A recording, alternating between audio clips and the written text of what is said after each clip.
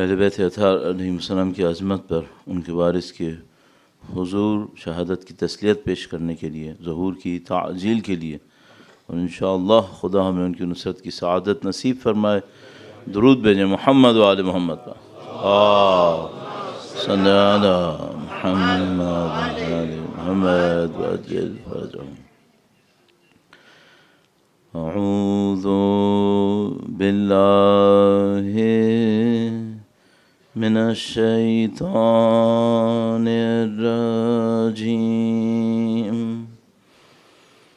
بسم اللہ الرحمن الرحیم، الحمد للہ رب العالمین، والصلاة والسلام على سید الانبیاء والمرسلین، حبیب الہ العالمین ابی القاسم محمد، صلی علی محمد وعلى آلہ الطیبین الطاہرین، سیما بقیت اللہ فی الأراضین۔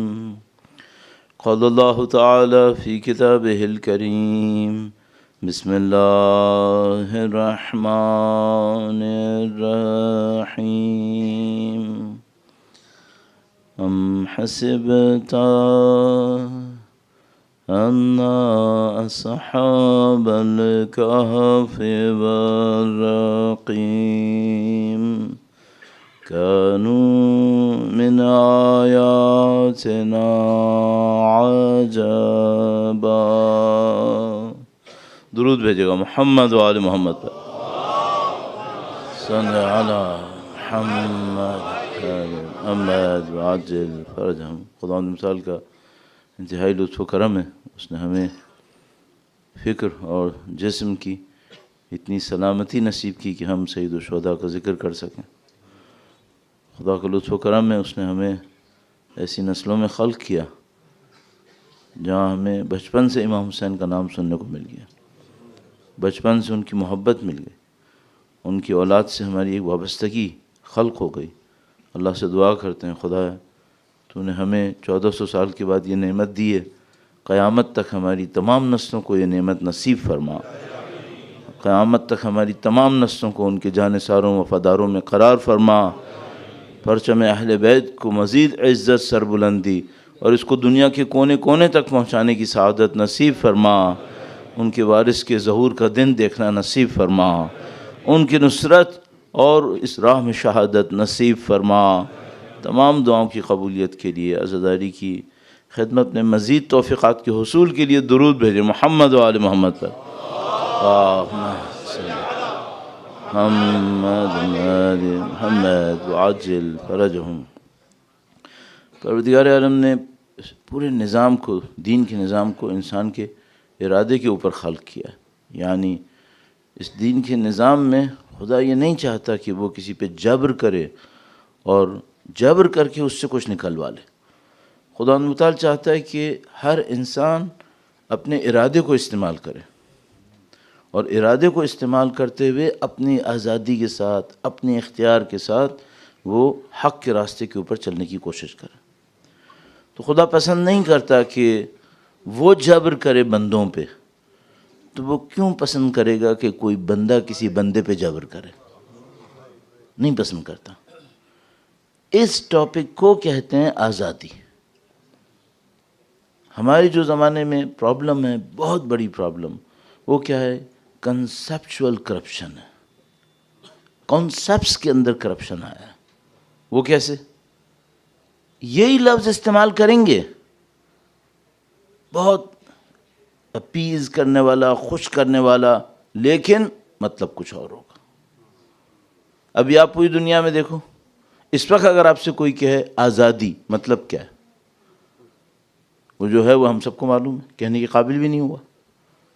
جو انہوں نے کیا کیا، لفظ وہی لیا فریڈم اور نہیں معلوم اوپننس اور فلاں فلاں، لیکن جو کانسیپٹ تھا وہ بالکل اس کے ڈفرینٹ تھا. اس کو ہم کہتے ہیں کلچرل چینج. کلچر چینج ہوئی ہے. تو مثال کے طور پر پہلے اگر آپ سے کوئی یہ کہتا کہ یہ علم ہے، خدا تعالیٰ نے علم کو فضیلت دی ہے، علم کے اوپر اتنی آیتیں ہمارے پاس موجود ہیں، روایتیں موجود ہیں ہمارے پاس. اب میں آپ سے ایک سوال کرتا ہوں، آج کی دنیا میں جس کو نالج کہتے ہیں، یہ وہی علم ہے جو روایتوں میں آیا تھا؟ نہیں، بہت ڈفرینٹ ہے. اچھا، وہ جو سید الشہداء نے فرمایا تھا، ان لم یکن لکم دین ولا تخافون المعاد فکونوا احرارا فی دنیاکم. لشکر یزید کو خطاب کیا کہ اگر تمہارے پاس دین نہیں ہے، قیامت کا تم کو خوف نہیں ہے، ٹھیک ہے، اپنی دنیا میں آزاد تو رہو کم از کم. یہ جو سید الشہداء نے کہا احرارن، صحیح ہے، یہ وہی آزادی ہے جو ہمارے ہاں ویسٹ میں آزادی کہتے ہیں. بالکل ڈیفرنٹ ہے. سید الشہداء کس سے آزادی کہہ رہے تھے؟ سید الشہداء کہہ رہے تھے آزاد رہو، اپنے نفس کی خواہشات کے غلام مت بنو. تمہارے نفس کی کچھ خواہشیں ہیں، پیسہ ہے، طاقت ہے، دنیا ہے، اس کی خاطر تم نے غلامی قبول کر لی. کس کی؟ یزید کی، عبید اللہ ابن زیاد کی، عمر سعد کی لعنہم اللہ. ان کی تم نے غلامی قبول کی. تم کیا کرو؟ تم اپنے نفس میں آزاد بنو. تم کیوں ان چیزوں سے اتنے اٹیچ ہو گئے ہو کہ ان کی خاطر تمہیں اپنی عزت قربان کرنی پڑتی ہے؟ سید الشہداء جو آزادی دے رہے تھے وہ آزادی ان تمام چیزوں سے تھی. لہذا مولا نہج البلاغہ میں ارشاد فرماتے ہیں، درود بھیجے گا محمد و آل محمد پر، صلی علی محمد آل محمد وعجل فرجہم. امام نے فرمایا کہ خدا متعال نے دین کا پیغام بھیجا تاکہ وہ جو زنجیریں انسانوں کے اوپر پڑی ہوئی تھیں، اغلال، قرآن کریم کے الفاظ میں بھی اغلال التی کانت علیہم، وہ جو زنجیریں ان کے اوپر پڑی تھیں، دین چاہتا تھا یہ زنجیریں توڑ دے. زنجیریں کس چیز کی تھیں؟ ایک نے قبیلے کے نام پر لوگوں کو غلام بنایا ہوا تھا، ایک نے دولت کے نام پہ غلام بنایا ہوا تھا، ایک نے بت کو سامنے رکھ کر پیچھے سے بت کی آوازیں نکالتا تھا، ان کو غلام بنا لیا. یہ جو کہتا تھا کہ یہ بت کہہ رہا ہے کہ قربانی دو، بت کہتا تھا قربانی دو؟ نہیں. اچھا، جب یہ قربانی ہو جائے گی تو بت کھائے گا اسے؟ نہیں. تو کون کہہ رہا ہے کہ قربانی دو؟ بت کے پیچھے ابو جہل بیٹھا ہوا ہے، وہ کہہ رہا ہے. اور جب یہ قربانی ہو جائے گی تو کس کے کام آئے گی؟ یہ ابو جہل کے کام آئے گی. خدا متعال نے فرمایا تم کیوں اس طرح سے دوسروں کے غلام بنے ہو؟ آزاد بنو. ایک بہت بڑے رائٹر تھے ایجپشین. ہر چیز ہر آدمی کی صحیح نہیں ہو سکتی. جو معصوم ہوتا ہے یہ صرف اس کا ریوارڈ ہوتا ہے، یہ اس کی میرٹ ہوتی ہے کہ اس کی ہر چیز صحیح ہوتی ہے. باقی کسی کی نہیں بٹھا کے لکھو گے تو 100% کوئی صحیح نکلے گا، 100% نہیں ہوتا. ایجپٹ کے ایک رائٹر تھے سید قطب، انہوں نے ایک بک لکھی. انہوں نے لکھی بک جس کا میں ٹرانسلیٹ ایسے کروں گا، 20ویں صدی کی جاہلیت.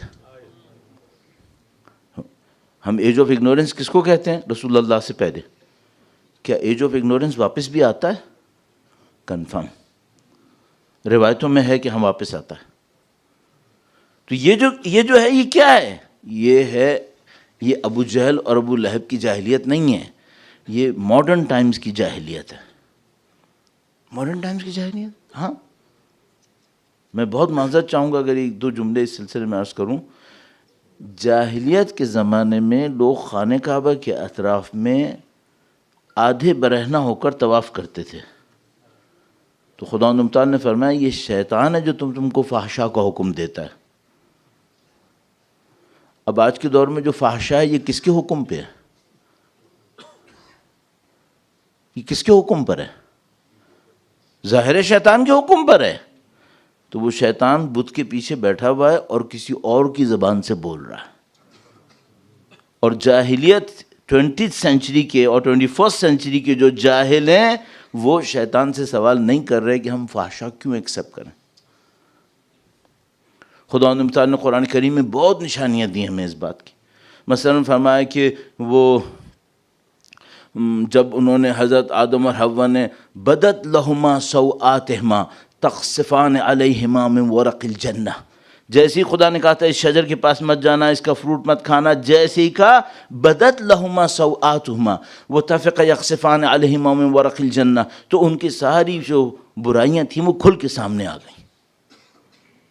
تو اس سے سمبولک ایکسپریشن یہ نکلتا ہے کہ جب کوئی قوم برائی کی طرف جانے لگتی ہے اس میں فحشا روٹین بنتی ہے،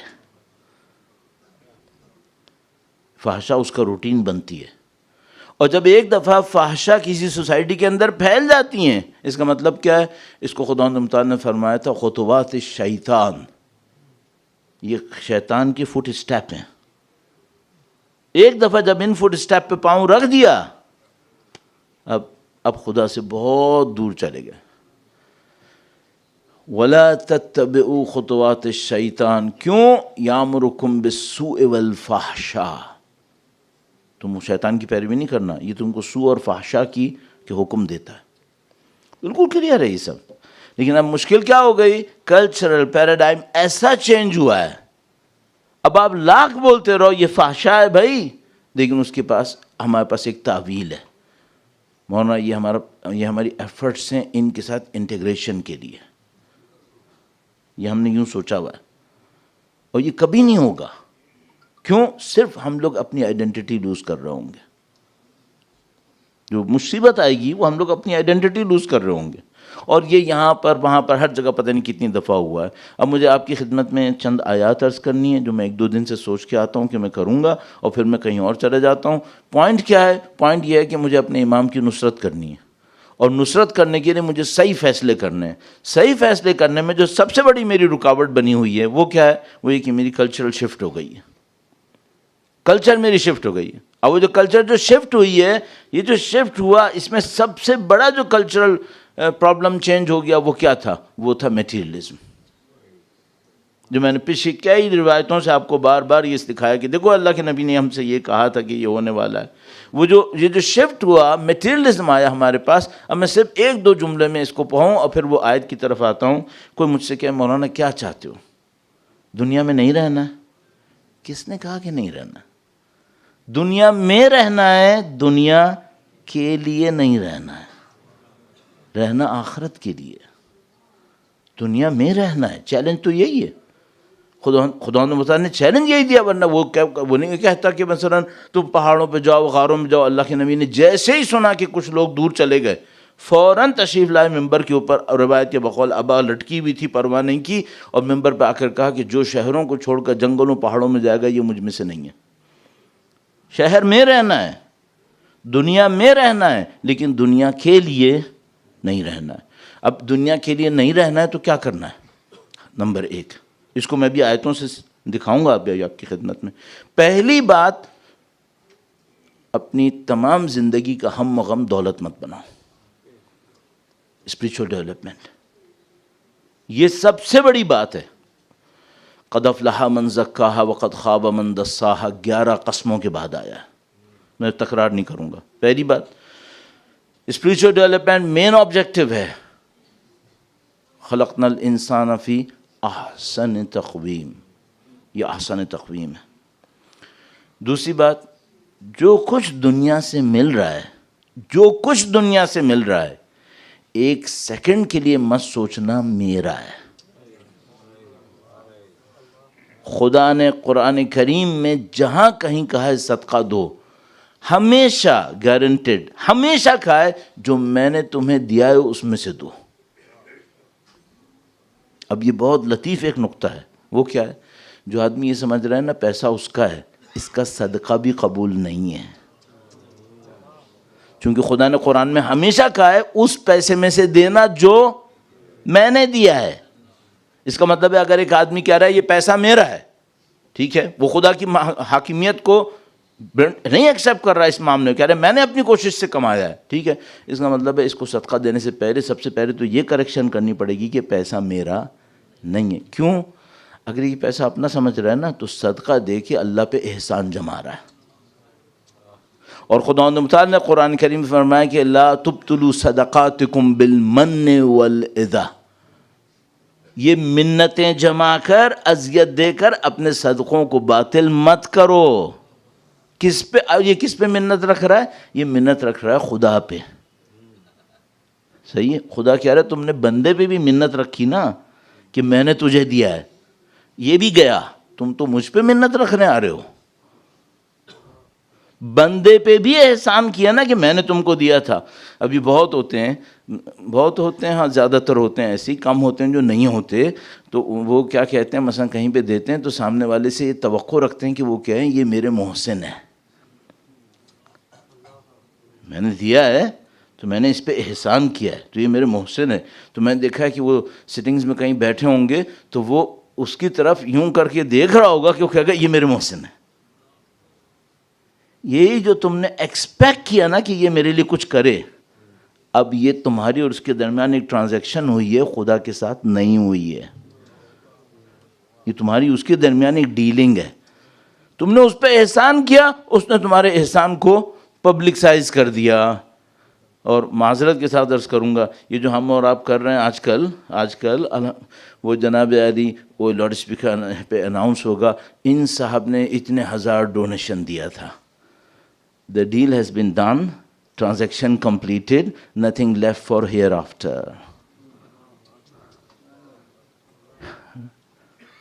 تم نے جو دیا تھا اس کے ریسیپروکل مل چکا ہے، ڈیل پوری ہو گئی ہے، بیع و شرع کمپلیٹ ہے، تو اب آخرت کے لیے کیا بچا ہے؟ آخرت کے لیے بچانا ہے تو کیا کریں؟ کیوں اناؤنسمنٹ کروا رہے ہو؟ کیا نہیں سنا تھا اجداد سے؟ تمہارے میرے بڑے کہتے تھے اس ہاتھ کو دو اس ہاتھ کو پتہ نہ چلے۔ تم تو پوری دنیا کو پتہ چلواتے ہو، اور لاؤڈ اسپیکر پہ نام صحیح نہیں لیا نا تو بعد میں چیخے گا میں پیسہ واپس لے لوں گا، میرا نام صحیح نہیں لیا تھا۔ ہاں، اسپیلنگ مسٹیک کیوں کی تم نے؟ یہ سب میرے ساتھ ہو چکا ہے، یہ میں نے دیکھ لیا ہے سب امام بارگاہوں کے اندر۔ اب مجھے بتاؤ اس پیسے سے، ان ایکٹیویٹیز سے روحانیت بڑھے گی؟ فنڈامنٹل مسٹیک ہو رہی ہے، اور یہ کیوں ہو رہی ہے؟ چونکہ کلچر کا پرزم اپ سائڈ ڈاؤن ہے۔ کوئی ہے نہیں جو کہ یہ بھائی یہ غلط ہو رہا ہے، اس کو خاموشی سے کرو، کوئی نہیں بولے گا، یہ مشکل آ گئی ہے۔ تو ابھی کیا ہے؟ نمبر ایک، دنیا کے لیے نہیں پیدا ہوئے ہو۔ اتنی ابھی ہر روز یہی ہو رہا ہے، میں کہیں اور چلے جاتا ہوں، بہت عجیب ایک قول ہے اللہ کے نبی کا، انما خلقتم للبقاء لا للفنا وخلقتم للآخرہ لا للدنیا وانما تنقلون من دار الى دار۔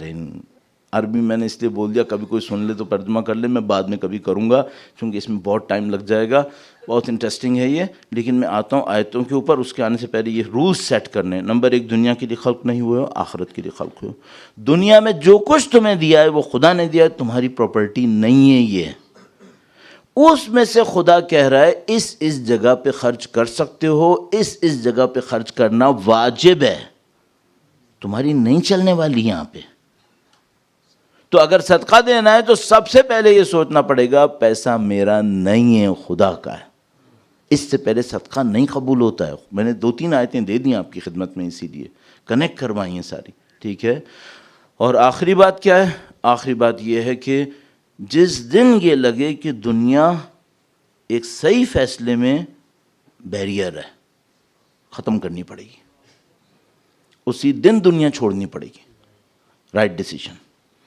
اور اگر اٹیچمنٹ بنا لی دنیا سے، نہیں چھوڑ سکیں گے، تو ٹرائی کرنے کے لیے کچھ چیزوں کو چھوڑ کے دیکھو، ٹرائی کرنے کے لیے کچھ چیزیں چھوڑ کے دیکھو کہ بھئی کیا ہوتا ہے، چھوٹی چیزیں چھوڑ کے دیکھو، تو کبھی کسی چیز پہ تھوڑی سی سختی ڈال کے دیکھو کہ مثلا کیا ہوتا ہے. بولو حرام ہے واجب ہے، نہیں، حرام واجب کا مسئلہ نہیں ہے.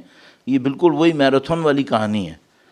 اوور نائٹ 40 کلومیٹر کوئی نہیں دوڑ سکتا، تھوڑا تھوڑا دوڑنا پڑے گا، پھر دوڑے گا 40 کلومیٹر. تو اس کو ٹیسٹ کرنے کے لیے مجھے آیتیں پڑھنی ہے آپ کی خدمت میں. سورہ قصص سے درود بھیجے گا محمد و آل محمد پر. محمد وعجل ارجهم.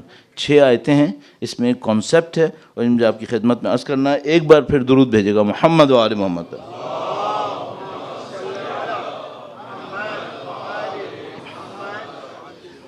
سورہ قصص آیت نمبر 76. ان قارون کان من قوم موسیٰ فبغى علیہم. قارون حضرت موسیٰ علیہ السلام کی قوم میں سے تھا. خدا نے فرمایا. اس کا مطلب کیا ہے؟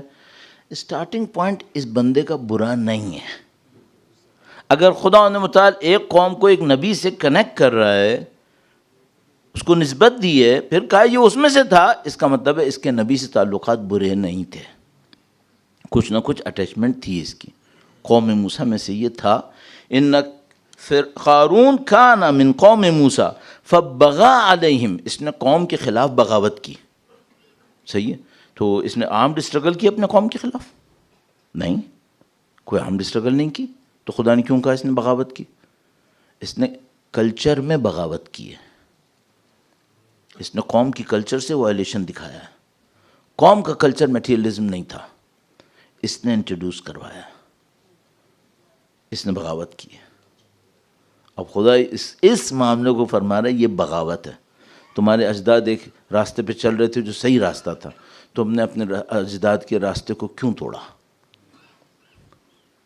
اور میں کمیونٹی کے حساب سے اگر بولوں نا تو میں آپ کو گارنٹی سے بول رہا ہوں، دیکھو ابھی سے 50-60 سال گزرے ہیں. 50-60 سال پہلے کمیونٹی کے اندر جو موسٹ ریسپیکٹڈ لوگ تھے وہ ایلڈرز اور متقی تھے.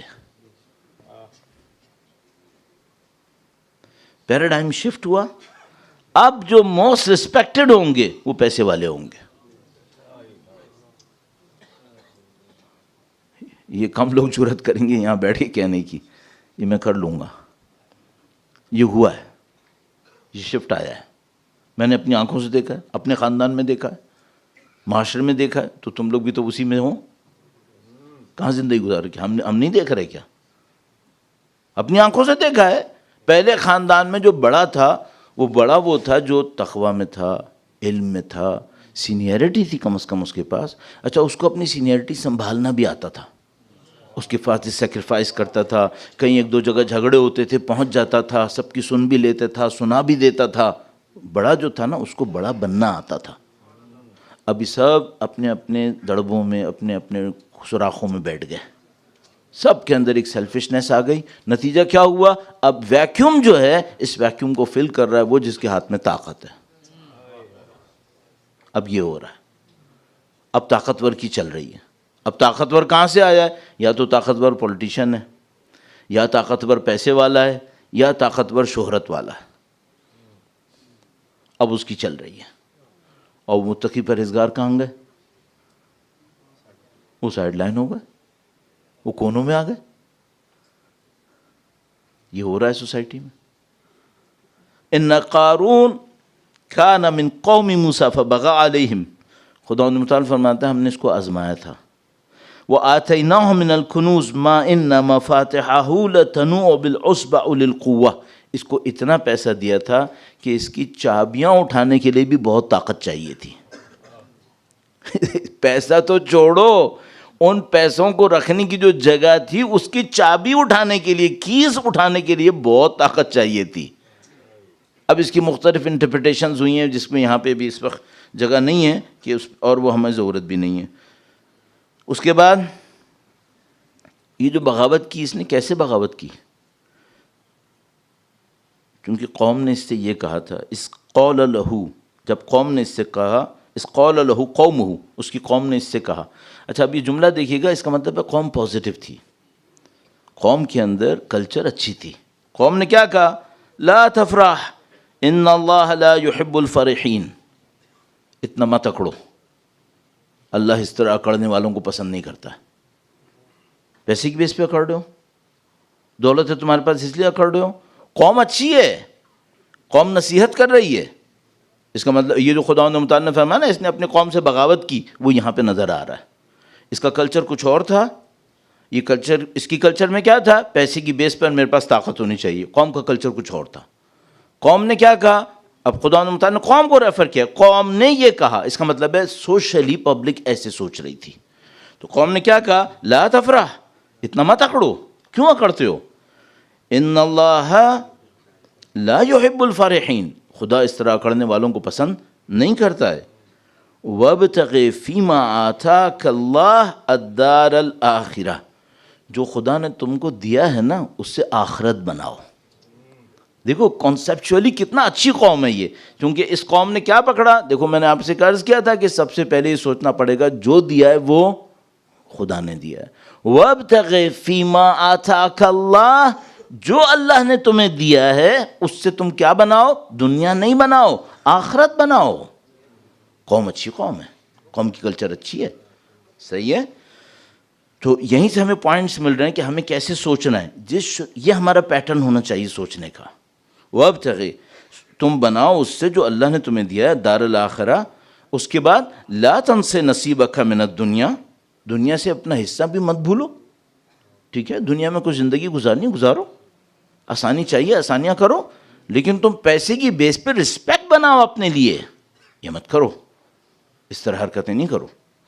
وَلَا تَنْسِ نَصِيبَكَ مِنَ الدُّنْيَا, نہیں کہہ رہے کہ تم دنیا چھوڑ کے ہٹ جاؤ, تم اس کو مت بھلاؤ, دنیا سے جو تمہیں مل رہا ہے اس کو لے لو. وَأَحْسِنْ كَمَا أَحْسَنَ اللَّهُ إِلَيْكَ, جس طرح اللہ نے تم پہ احسان کیا تم بھی احسان کرو. لیکن دولت مند یاد رکھتا ہے کہ یہ اللہ نے احسان کیا ہے, جب اتنا اکڑنے لگتا ہے نہیں, بھول جاتا ہے. اب اس کے جواب سے نظر آئے گا. اس کے بعد ایک اور وارننگ دی, وَلَا تَبْغِ الْفَسَادَ فِي الْأَرْضِ, زمین پہ فساد برپا مت کرو.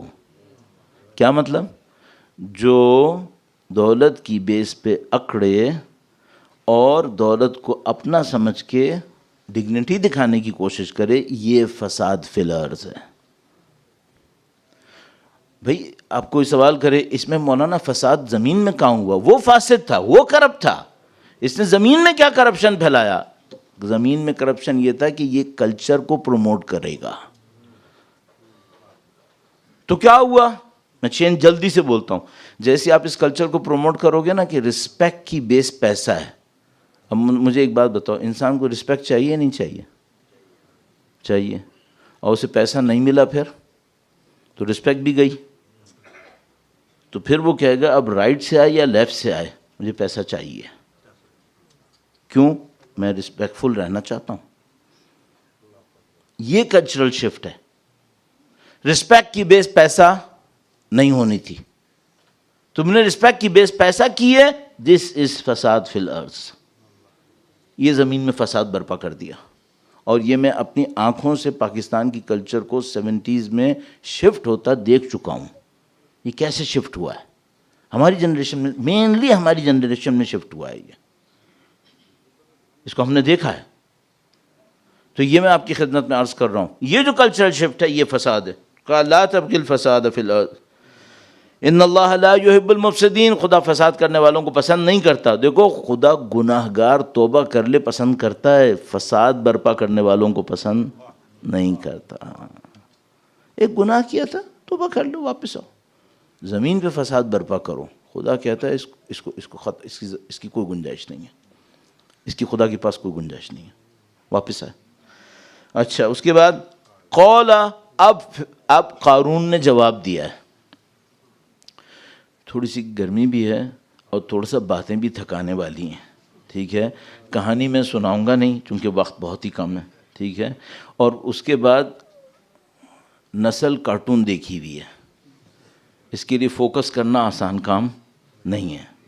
صحیح, مجھے معلوم ہے سب لوگ اسکرین پہ بہت چلے ہوئے ہیں. تو جو اسکرین پہ چلی ہوئی زیادہ قوم ہوتی ہے جس نے اسپیشلی ویڈیوز زیادہ دیکھی ہوتی ہیں, اس کے لیے فوکس کرنا بہت مشکل کام ہوتا ہے, کیونکہ وہاں فریم ہر سیکنڈ میں چینج ہو رہا ہوتا ہے. اب یہاں تو 50 منٹ ایک ہی فریم چل رہا ہے.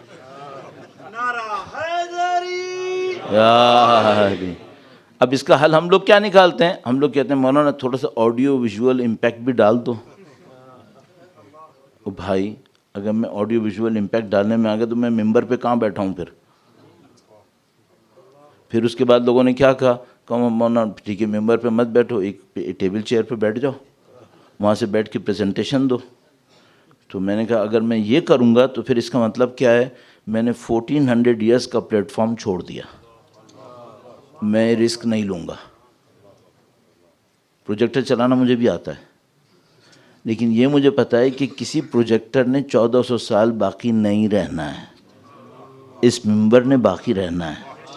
ہاں مجھے ممبر پہ ہی رہنا ہے. صحیح ہے. اب تم اس میں کہو آپ ایفیکٹ ڈالو، نہیں میں ایفیکٹ بھی نہیں ڈالوں گا. صحیح ہے. میں جو کام کروں گا وہ یہ کہ بھائی ہم 1400 سال سے اس کی ایشورنس لیے ہوئے ہیں، ٹھیک ہے، اپنی نسل میں اس کا رسک نہیں لوں گا.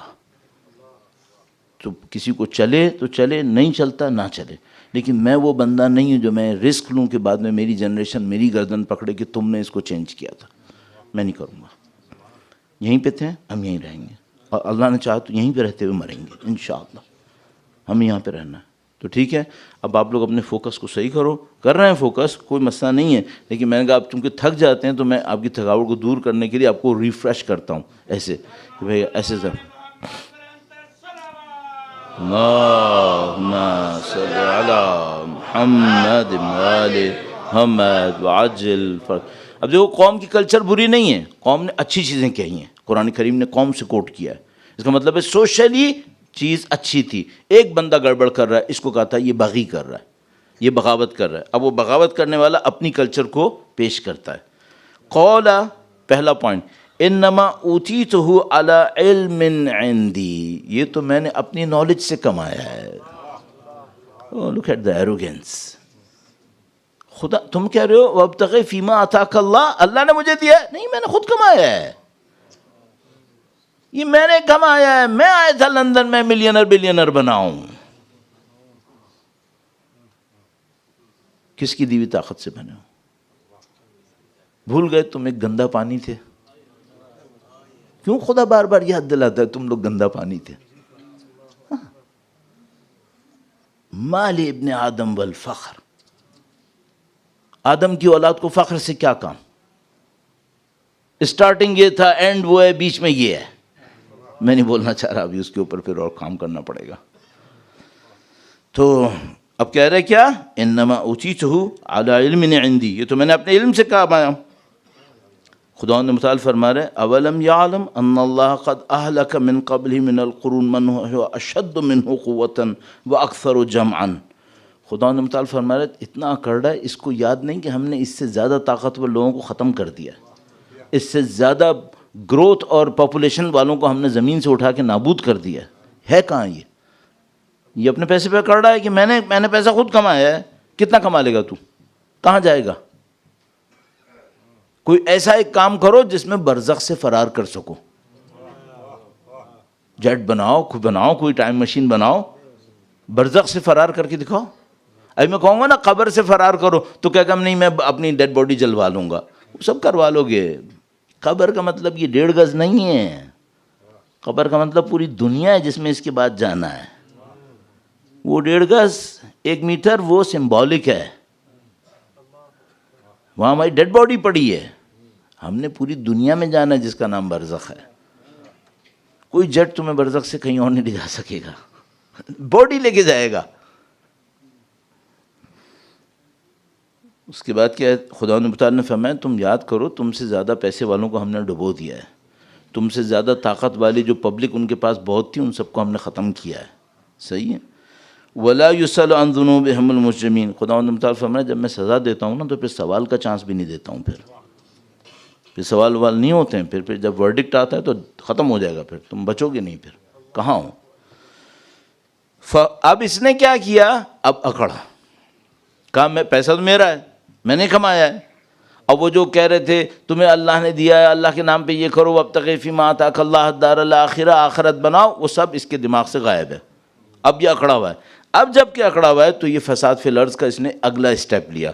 فخرج علی قومہ فی زینتہ، اب اپنی پوری ڈیکوریشن کے ساتھ قوم کے سامنے آ کر کھڑا ہو گیا اور کہنے لگا چوز ون آف دیم. ادھر یو آر ود می اور اپنے غریب نبی کے ساتھ. ہاں اب بڑا مسئلہ ہے. اب ایک آدمی ہے, اس کے پاس بہت دولت ہے, بڑے بڑے محل ہیں, صحیح ہے, اور وہ لوگوں سے کہہ رہا ہے اے لوگوں تم غریب غربا سنو, یا تم میرے پاس ہو تو یہ دولت میری طرف سے تم کو ملنے والی ہے, یا تم اس غریب نبی کے ساتھ ہو. صحیح. فخرج علی قومہ فی زینتہ.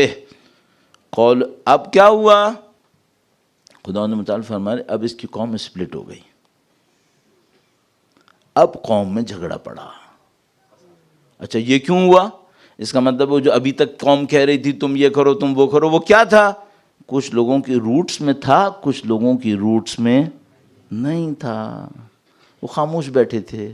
جیسے ہی فرعون ان کو سامنے نظر آیا انہوں نے کہا یہ تو ہمارا بندہ ہے. اب وہ چک چک کرنے لگے. کل تک کیوں خاموش بیٹھے تھے؟ کل تک ان کو لیڈر نہیں مل رہا تھا, اب انہیں لیڈر مل گیا ہے. اور لیڈر کہاں سے آیا ہے؟ یہ پیسے کی بیس پہ آیا. اب وہ اس کے ساتھ ہوگا. کیا کہا؟ قول الذین, خدا نے متعال فرما رہا ہے کہ اب قوم سپلٹ ہو گئی ہے. اب قوم سپلٹ ہوئی دو گروپ میں. ایک وہ گروپ ہے جس کو دنیا چاہیے, ایک وہ ہے جس کو آخرت چاہیے. اب وہ جو گروپ ہے دنیا والا وہ چلا گیا قارون کی طرف. قول الذین یریدون الحیات الدنیا, جن کو دنیا کی زندگی چاہیے تھی وہ یہ کہنے لگے یا لیت مثل ما اوتی قارون, کاش ہمارے پاس بھی وہ ہوتا جو قارون کے پاس ہے. اب اللہ کہاں گیا بیچ سے؟ کاش یہ کہتے کاش خدا ہمیں بھی وہ دیتا جو قارون کو دیا ہے. اگر دنیا ہی چاہیے تھی تو کم سے کم توحید کو تو مت چھوڑو. وہ بھول گئے سارا. ابھی یہ نہیں کہہ رہے کاش خدا ہمیں وہ دے دیتا جو قارون کو دیا ہے. ایک تو کہ یہ بھی نہیں مانگنا چاہیے تھا. اس بدبخت کو دیکھ رہے ہو بغاوت کرنے کھڑا ہوا ہے, تم وہی مانگنے آئے ہو جس کو امیر المومنین 3 طلاقیں دیتے ہیں. اس کے سب عاشق ہیں,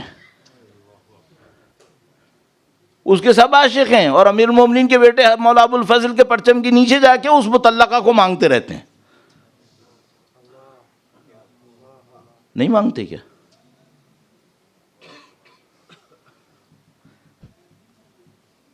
قول الذین یریدون الحیات الدنیا یا لیت لنا مثل ما اوتی قارون, کاش ہمیں بھی وہ مل جاتا, کاش ہمیں بھی وہ مل جاتا جو قارون کے پاس ہے. خدا تو بیچ میں ڈال لیتے. سب غائب ہو گیا. اب سیدھا قارون رہ گیا, یعنی تمام چیزوں کا اسٹینڈرڈ قارون, اللہ آخرت سب ختم. کاش ہمیں بھی وہ مل جاتا جو قارون کو ملا. انہ لذو حظ عظیم, اس کی تعریفیں بھی کر رہے ہیں. اس کے پاس بڑا اس کے پاس کام ہے, بڑا اس کا اسٹیٹس ہے. اچھا پیسے کی بیس پہ اسٹیٹس بھی دے دیا, سب ختم. ایک آدمی کیا پیسہ لے کر آیا, سب کے دلوں میں جو شیطان چھپا ہوا تھا وہ باہر آ گیا. اب سب وہیں بھاگ رہے ہیں. جب یہ وہاں بھاگ رہے تھے اب وہ جو آخرت والے تھے وہ بھی آئے. خدا نے آخرت والوں کی تعریف کیا کی ہے, بہت عجیب ہے یہ. اب یہ نہیں کہا, وہ تو کہا قول الذین یریدون الحیات الدنیا, جنہوں نے دنیا کی زندگی چاہی تھی انہوں نے یہ کہا. اب یہ نہیں کہا جنہوں نے آخرت کی زندگی چاہی تھی انہوں نے یہ کہا. نہیں, کیا کہا؟ قول الذین اوتوا العلم, جن کے پاس علم تھا انہوں نے یہ کہا. باقی کون ہیں؟ جاہل ہیں, ڈگری میں پی ایچ ڈی ہیں, لیکن اصل میں جاہل ہیں. کیوں؟ دنیا کے پیچھے بھاگ رہے ہیں. اس کا مطلب ہے جاہل ہیں یہ علم کی ڈیفینیشن ہے. یہ ہم نے نہیں سوچا ایسا. اب جاہل و عالم سمجھ لو. ممکن ہے کوئی شخص ممبر پہ بیٹھ کے جاہل ہو. کون؟ وہ جو ممبر پہ بیٹھ کے دنیا کے پیچھے بھاگ رہا ہے. اور ممکن ہے کہ کوئی شخص بہت بڑا پی ایچ ڈی ہو, فلاں فلوں ہو, آئنسٹائن ہو, اپنے آپ دانش میں آئی کیو لیول فلاں ہو, سب کا سب جاہل ہے. کیوں؟ صرف دنیا کے پیچھے بھاگ رہا. یہ سب پاسبل ہے. یہ خدا نے جو ڈویژن کی ہے اس سے نظر آ رہا ہے. قول الذین اوتوا العلم, جن کو علم ملا انہوں نے یہ کہا ویلکم, بدبخت ہو گئے ہو تم لوگ بدبخت ہو گئے ہو. تم نے اپنی قسمت خراب کر لی. کیوں؟ تم نے خدا سے ناتا توڑ لیا. تم ایک فاسد انسان کی دنیا دکھانے کے اوپر مر مٹے ہو. ویلکم, کیا ہو گیا تم کو؟ بدبخت ہو گئے ہو. وَيْلَكُمْ ثواب اللہ خیر لمن آمن وعمل صالحا، جو اللہ ثواب دیتا ہے ایمان لانے والے اور عمل صالح کرنے والوں کو، وہ ان سب سے بہت بہتر ہے۔ تم کیا ہو، 2 دن کی دنیا پہ مر مٹ رہے ہو، وَيْلَكُمْ، بدبخت ہو گئے تم لوگ۔ جو خدا ثواب دیتا ہے وہ خیر ہے، کس کے لیے ثواب دیتا ہے؟ لمن آمن وعمل صالحا، یہ کس کو ملتا ہے؟ وَلَا يُلَقَّاهَا إِلَّا الصَّابِرُونَ، یہ ان کو ملتا ہے جو دنیا کی زرق برق کے اوپر صبر کرتے ہیں، ان کو نہیں ملتا جو دنیا کو چمکتا دیکھتے ہیں بھاگنا شروع کر دیتے ہیں۔ صبر کرتے کیوں دنیا کے پیچھے بھاگ رہے تھے؟ اللہ کے نبی سے کل فرمان میں نے عرض کیا تھا، تم دنیا کے پیچھے بھاگو گے، ذلیل ہو کے بھاگنا پڑے گا۔ اب دیکھو کچھ فنڈامنٹل غلطیاں ہو جاتی ہیں، پھر بعد میں وہ ذلت اٹھانی پڑتی ہے۔ پھر ہم سے کہتے ہیں مولانا اب کیا کریں؟ اب کا سوال بہت دیر کر دی ہے۔ وَيْلَكُمْ، اللہ کا ثواب بہتر تھا۔ وَلَا يُلَقَّاهَا إِلَّا الصَّابِرُونَ، یہ مقام صرف ان کو ملتا ہے جو صبر کرتے ہیں۔ صبر نہیں کرو گے قارون کے ساتھ کھڑا ہونا پڑے گا۔ پھر خداوند متعال فرماتا ہے فَخَسَفْنَا بِهِ وَبِدَارِهِ الْأَرْضِ، ہم نے اسے اس کے گھر سمیت زمین میں گاڑ دیا۔ اچھا میں ایک سوال پوچھتا ہوں، یہ اللہ کی رحمت تھی یا کیا تھا؟ یہ رحمت تھی، قوم کے لیے رحمت تھی۔ کیوں؟ اس نے سمبل آف فساد کو زمین میں گاڑ دیا۔ خداوند متعال ایک جگہ فرماتا ہے وَقَطَعْنَا دَابِرَ الْقَوْمِ الَّذِينَ ظَلَمُوا، جو قوم ظلم کر رہی تھی نا اس کو ہم نے جڑوں سے اکھاڑ کر پھینک دیا۔ اس کے بعد فرماتا ہے وَالْحَمْدُ لِلَّهِ رَبِّ الْعَالَمِينَ، تعریفیں اللہ کے لیے ہیں۔ کیوں؟ اگر وہ اکھاڑ کے نہیں پھیرتا نا تو سب اسی کے پیچھے بھاگ رہے تھے۔ اگر خدا اس کو زمین میں نہ گاڑتا یہ قوم تو گئی تھی۔ پھر فَخَسَفْنَا بِهِ وَبِدَارِهِ الْأَرْضِ، اس کو اور اس کے گھر سمیت زمین کے اندر گاڑ دیا۔ فَمَا كَانَ مِنْ فِئَةٍ يَنْصُرُونَهُ مِنْ دُونِ اللَّهِ وَمَا كَانَ مِنَ الْمُنْتَصِرِينَ، نہ کوئی لشکر آیا اس کو بچانے کے لیے، نہ وہ خود اپنی مدد کر سکا۔ جب اللہ کا حکم آتا ہے تو زمین، مٹی، پانی، ہوا سب خدا کا لشکر ہے۔ تم خدا کے لشکر سے نہیں لڑ سکتے۔ تمہارے جسم میں جو خون دوڑ رہا ہے نا یہ خدا کا لشکر ہے۔ سارے خون کو دماغ میں جمع کرے گا، وہیں پھاڑ دے گا۔ یہ خدا کا لشکر ہے، باہر سے فائرنگ کرنے کی ضرورت نہیں ہے اسے۔ خدا کا لشکر ہے۔ جس زمین پہ کھڑے ہو اسے کہے گا کھل جائے، ختم۔ جو خون دوڑ رہا ہے اس سے کہے گا نہ دوڑے، ختم۔ وہ کیوں فائرنگ کرے؟ اس کو کیا ضرورت ہے؟ خداوند متعال فرماتا ہے ہم نے زمین میں گاڑ دیا، کوئی لشکر آیا اس کی مدد کرنے؟ اپنی مدد کر سکا کچھ؟ نہیں۔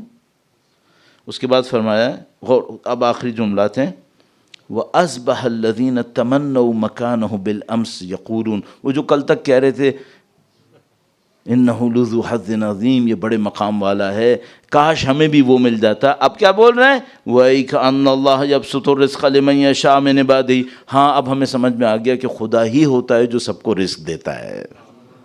اچھا کل تم کہہ رہے تھے یا لیت لنا مثل ما اوتی قارون، کاش ہمیں وہ مل جاتا جو قارون کو اس وقت خدا یاد نہیں آیا تھا؟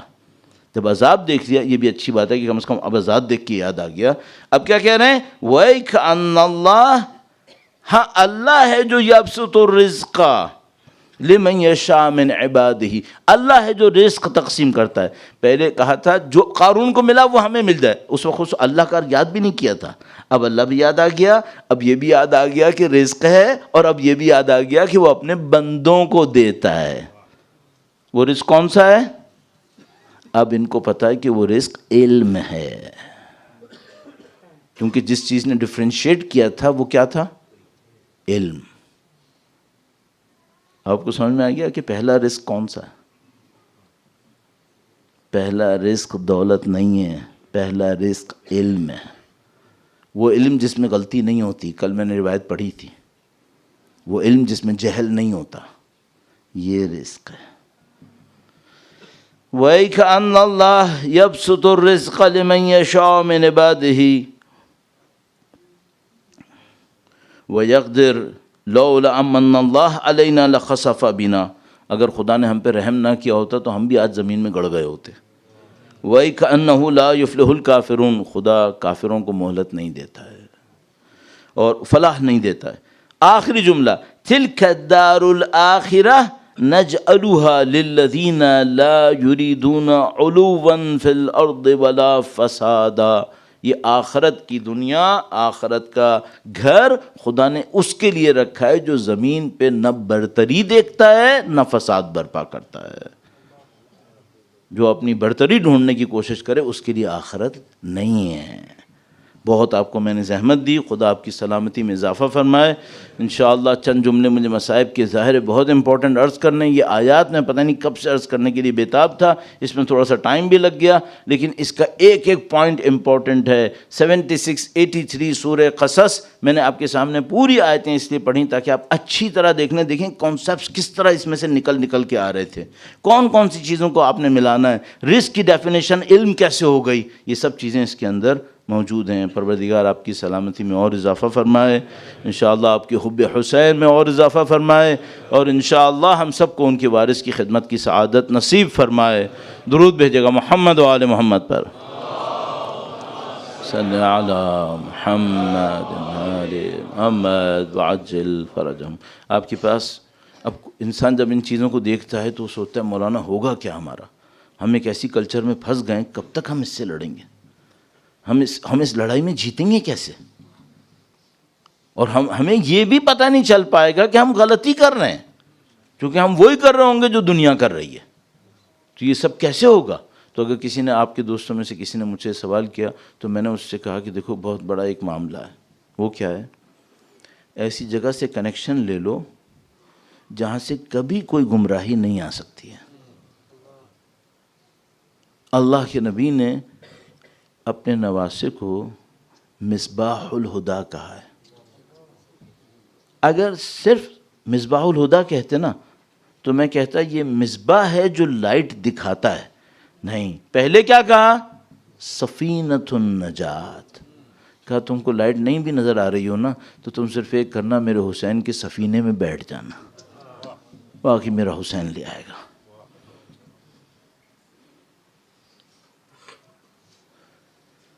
مجھے تقریباً یقین ہو گیا ہے اگر کوئی خلوص دل سے ہر روز امام حسین کی ایک زیارت پڑھتا رہے، خلوص دل کے ساتھ، اور سید الشہداء سے مانگ کے پڑھے کہ مولا آپ سفینۃ النجات ہیں، میں آپ کی کشتی میں آنا چاہتا ہوں، مجھے تقریباً یقین ہے، سمجھ لو مور دین 90%، اگر کوئی خلوص دل سے، کبھی کیا ہوتا ہے زیارت پڑھتا ہے دنیا کے لیے، اس کو امام دنیا دے دیں گے، ہدایت شاید نہ ملے، زیارت پڑھو ہر روز ایک زیارت، پروبیبلی ضرورت عاشورہ پڑھ سکتے، بہت ہی اچھی بات ہے، چاہے 100 دفعہ نہ پڑھو، ایک دفعہ پڑھو، ہر روز ایک زیارت پڑھیں سید الشہداء کی، اس ہدف سے، صرف ایک ہدف سے، وہ کیا، بولا مجھے آپ کی پناہ چاہیے، آپ کا دین محفوظ رہے گا، آپ کو سفینۃ النجات سے نصیب ہوگا۔ اور اگر کوئی ایک کام کر لے، صبح شام چاہے ایک آنسو، صبح شام، ایک دفعہ صبح ایک دفعہ شام، امام حسین کے غم میں بہا لے، اگر کوئی یہ کام کر لے خلوص کے ساتھ، یہ بندہ امام وقت کے ساتھ جائے گا۔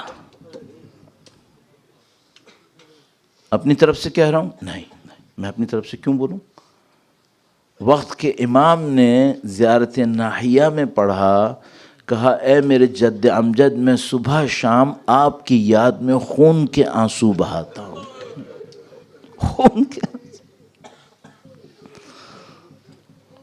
اگر میں ہر روز صبح زیارت پڑھتے وقت سید الشہداء کا رخ کروں اور کہوں اپنے دل کے اندر کہ میرے وقت کے امام اپنے جد امجد کی یاد میں آنسو بہاتے ہیں، میں بھی آنسو بہاؤں گا، اور اگر میں کام یہ صبح شام کر لوں، میرا بہت بڑا کنیکشن ایک طرف سے وقت کے امام سے جڑے گا، ایک طرف سے سید الشہداء سے جڑے گا، میں ان مقابلوں کو جھیل لوں گا انشاءاللہ تعالی۔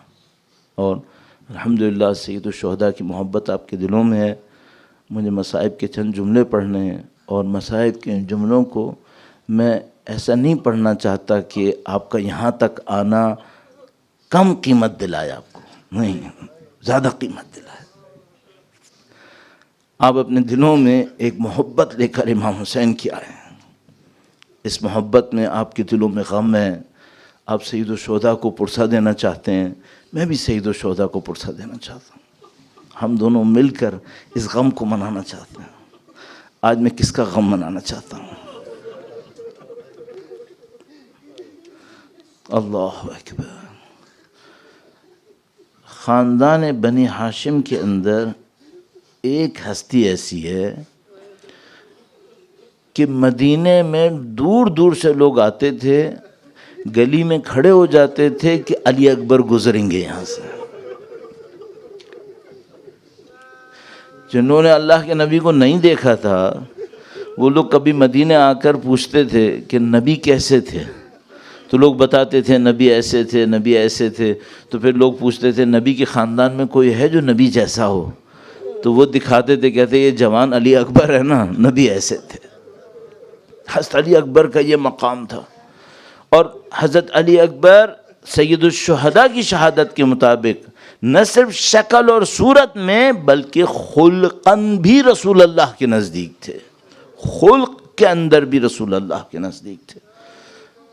حضور اتنا نزدیک. اور میں روایت عرض کر چکا ہوں, سید الشہداء کے ساتھ ساتھ ہمیشہ سید الشہداء ایک جملہ کہتے تھے, علی اکبر برابر میں کھڑے ہوتے تھے, بابا آپ نے کچھ کہا. باپ کا اتنا حامی ہے. بس ایزو ایک لمحہ آیا, صبح عاشور آئی. سید الشہداء کا ایک مؤذن ہے, وہ مؤذن کھڑے ہوئے اذان دینے کے لیے. سید الشہداء نے گویا ان کو روکا اور کہا کہ آج میرا علی اکبر اذان دے گا.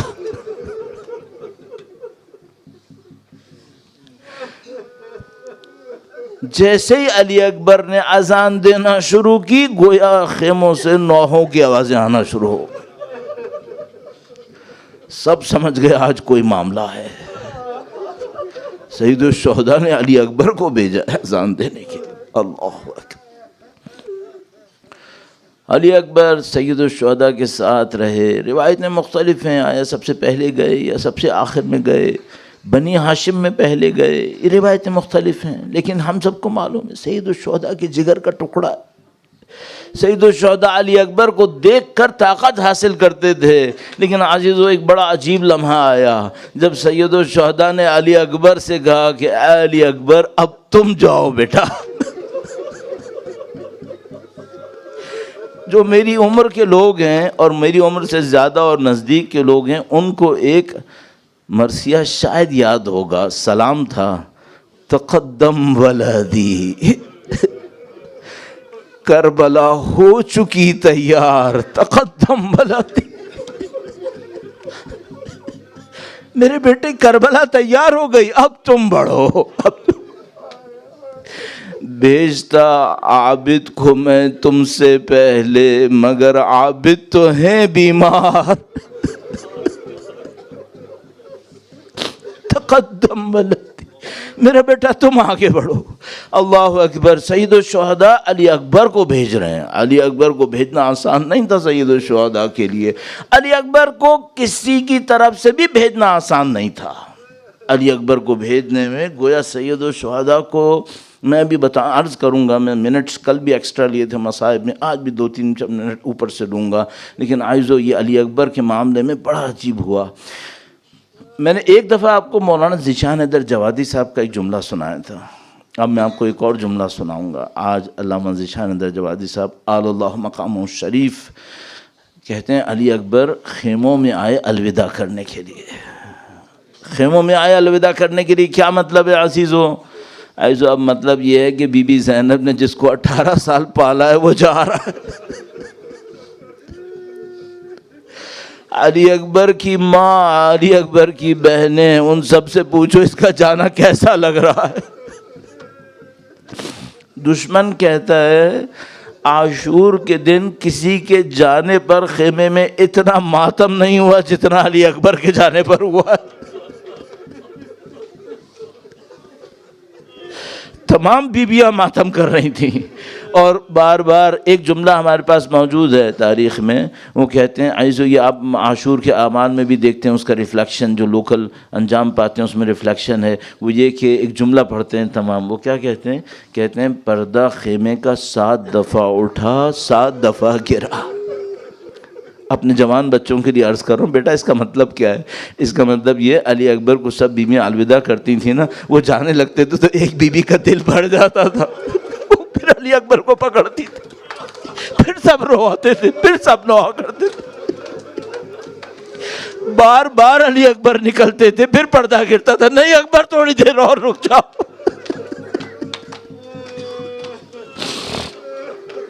اللہ اکبر۔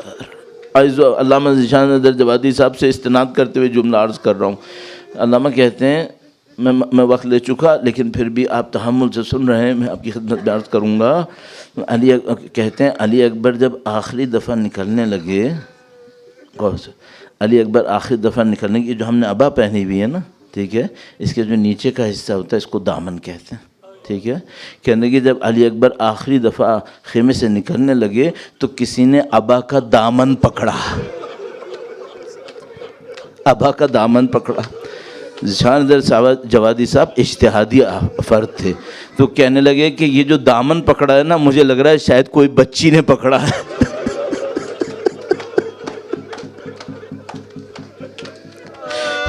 شاید کسی بچی نے بلایا۔ ایک جملہ اور سنیں آپ، ایک جملہ اور سنیں، مرحوم بہت عجیب عاشق اہل بیت، ایک جملہ بڑا عجیب کہا انہوں نے، کہنے کہ علی اکبر، اب یہ جملہ بول رہا ہوں نا، یہ اس کو سمجھ میں آئے گا جس کے گھر سے کسی ایسے کا جنازہ اٹھا ہو جس کے ساتھ اس کا دل بھی اٹھا ہو۔ بعض گھر سے جنازے اٹھتے ہیں نا، خاموشی سے اٹھ جاتے ہیں، پتہ بھی نہیں چلتا، لیکن بعض گھر سے جنازہ اٹھتے تو لگتا ہے جیسے دل کلیجہ کٹ کے نکل گیا وہاں پر۔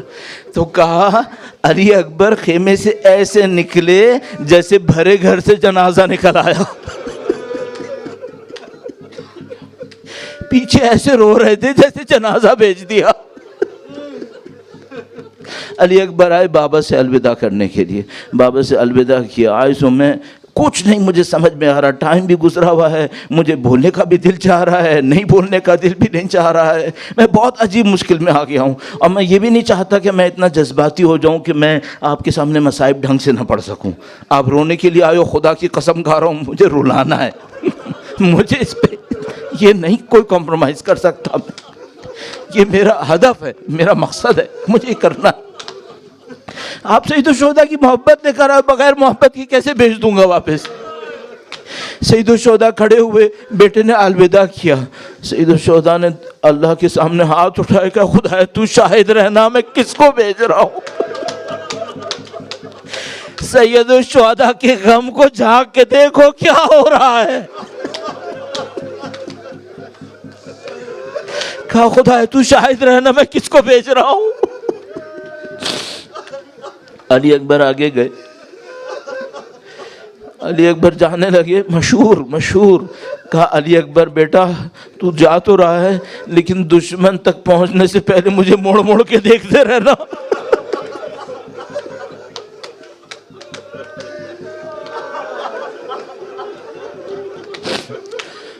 علی اکبر نے کہا ٹھیک ہے بابا۔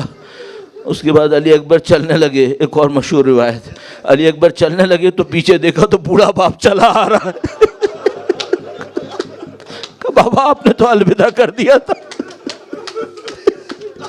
کہا بیٹا تو نہیں جانتا جوان کو بھیجنا کتنا سخت ہے۔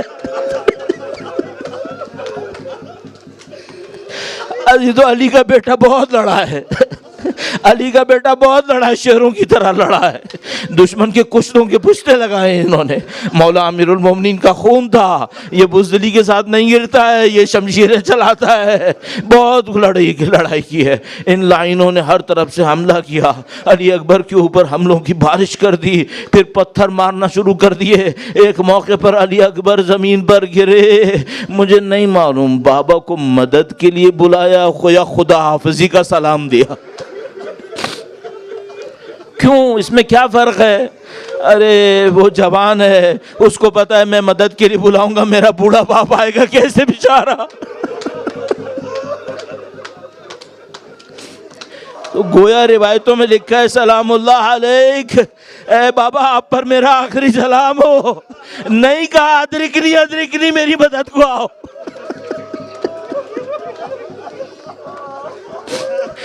ہم سمجھ رہے ہیں صرف باپ کا دل لرز رہا ہے اور بیٹے کا بھی دل لرز رہا ہے۔ کوئی بیٹے کے دل سے تو پوچھے کیا ہوا ہے وہاں۔ آج تو دو روایتیں ہمارے پاس، ایک روایت میں لکھا ہے کہ سید الشہداء تیزی سے علی اکبر کی طرف بڑھے۔ اب یہاں پہ دو روایتیں ہمارے پاس ہیں عزیزو، اللہ جانتا ہے روایتوں میں کہاں تک سند ہے، لیکن مشہور روایتیں ہیں۔ ایک روایت میں یہ کہا علی اکبر کی طرف دکھائی نہیں دے رہے تھے، دشمن اتنا زیادہ شور و غل کر رہا تھا اور اتنا زیادہ خاک اڑ رہی تھی، دکھائی نہیں دے رہے تھے، تو علی اکبر کے لیے سید الشہداء نے ایک جملہ کہا۔ اب دیکھو برادر، یہ جملہ میں بتاتا ہوں، پھر اس کی ایک تفسیر بھی عرض کرتا ہوں۔ سید الشہداء نے کہا بیٹا علی اکبر، باپ کو آواز تو دکھائی نہیں دے رہا ہے۔ اچھا دیکھیں، ابھی میں نے کہا گرد و غبار اڑ رہی تھی، نہیں عزیزو شاید معاملہ گرد و غبار کا نہیں تھا۔ عباس کے جانے پہ کمر ٹوٹی تھی، اکبر کے جانے پر بھی نائی گئی ہے۔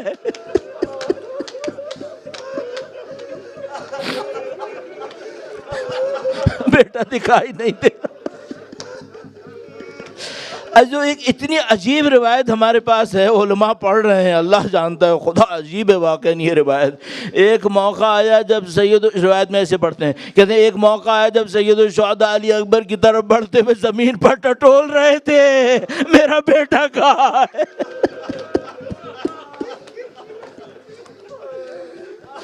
امتحان امامت ہے عزیزو، امتحان امامت ہے۔ امتحان امامت کا تذکرہ ہوا تو وہ میں نے کیوں نہیں پڑھا جب علی اکبر واپس آئے تھے؟ ایک منٹ میں یہ بھی پڑھ دیتا ہوں، یہ بھی پڑھ دیتا ہوں انشاءاللہ۔ خدا بی بی سیدہ آپ کو اجر و ثواب دلوائیں گی ایسا اللہ سے۔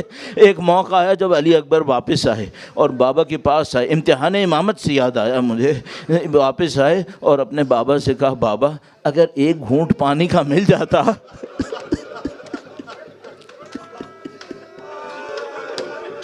حوض کوثر کا مالک ہے اور بیٹا ایک گھونٹ پانی مانگ رہا ہے۔ کچھ نہیں کہا سید الشہداء نے، کہا بیٹا علی اکبر تم جاؤ، تمہارے نانا تمہیں پانی پلائیں گے، بی بی خدیجہ سیدہ طاہرہ تمہیں پانی پلائیں گی۔ اور عزیزو ایک اور روایت موجود ہے کہ علی اکبر سے کہا بیٹا میرے پاس پانی پلانے کو کچھ نہیں ہے، تو اپنی زبان میری زبان میں ڈال کر دے۔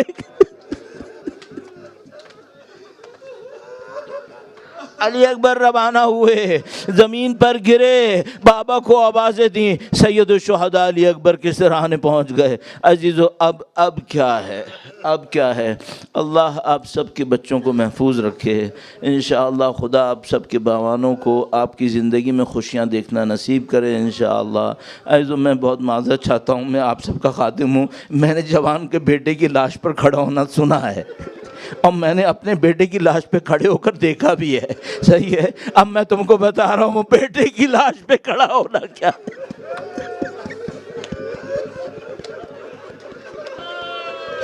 سید الشہداء علی اکبر کے لاشے پر کھڑے تھے۔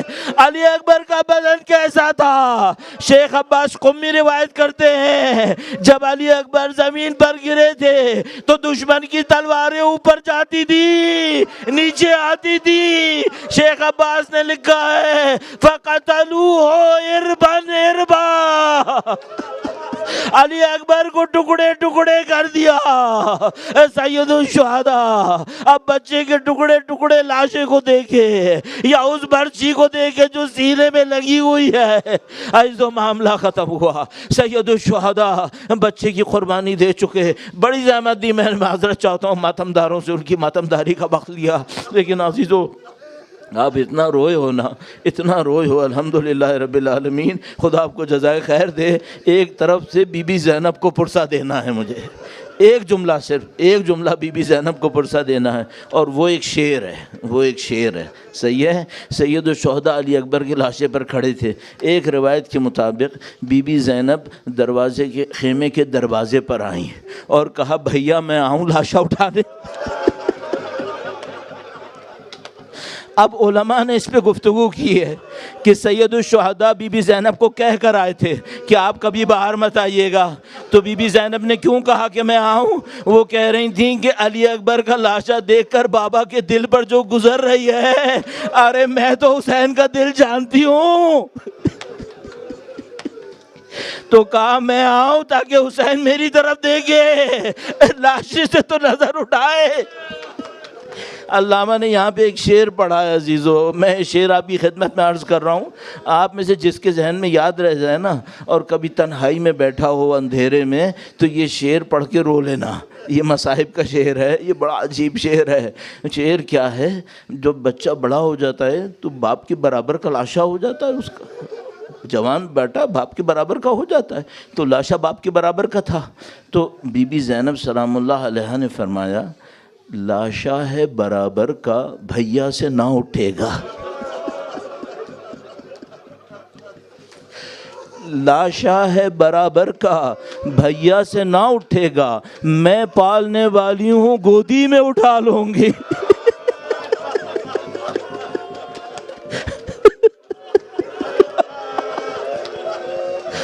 میں پالنے والی ہوں گودی میں اٹھا لوں گی۔ ماتم حسین